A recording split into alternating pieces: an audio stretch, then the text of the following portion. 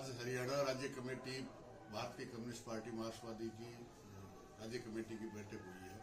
तो पूरे हरियाणा भारतीय जनता पार्टी की सरकार जिस तरह से मनुवादी व्यवस्था को लागू कर रही है, एक एडीजी के साथ भी जिस तरह का जातीय उत्पीड़न हुआ और भारतीय जनता पार्टी जिस तरह से जातीय ध्रुवीकरण करना चाहती थी, मैं तमाम हरियाणा निवासियों का हृदय से आभार व्यक्त करता हूं कि उससे मैं किसी तरह का रिस्पांस जनता ने नहीं दिया, इसलिए बधाई की पात्र है।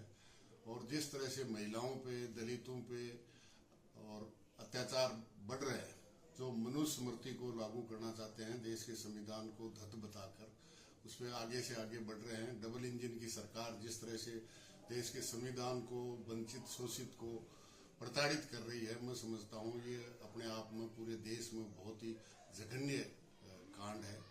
निश्चित रूप से जिसमें पूर्व मुख्यमंत्री यहाँ की पूरी पैरालिसिस करने की कोशिश कर रही है, जातीय संघर्ष में बदलना चाहती थी पहले जिन्होंने उनके नेतृत्व में किया था। मैं समझता हूँ हरियाणा की जनता इसके लिए बधाई की पात्र है। और निश्चित रूप से आज जिस तरह की सुविधाओं को काटने का, चाहे राशन काटने का हो, सामाजिक पेंशन काटने का हो, ये जो कोशिश कर रही है, केवल और केवल कंपनी अंबानी, अडानी, टाटा, बिरला की कंपनियों को मालामाल करने की कोशिश कर रही है।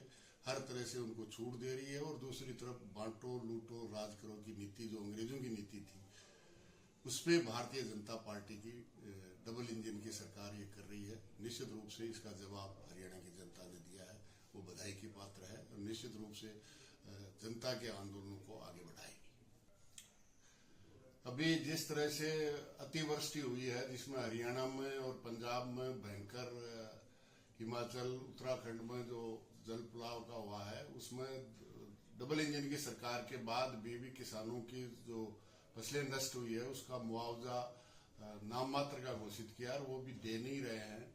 निश्चित रूप से जहां पंजाब में 20,000 रुपए प्रति एकड़ किया और यहाँ 7,000 एकड़ करने का काम घोषणा की है, अभी तक किसी को दिया नहीं है। इसके लिए भी मार्क्सवादी कम्युनिस्ट पार्टी किसान सभा और तमाम किसानों को लेकर के संघर्ष करेगी और वाजिब हक किसानों को दिलाने के लिए काम करेगी।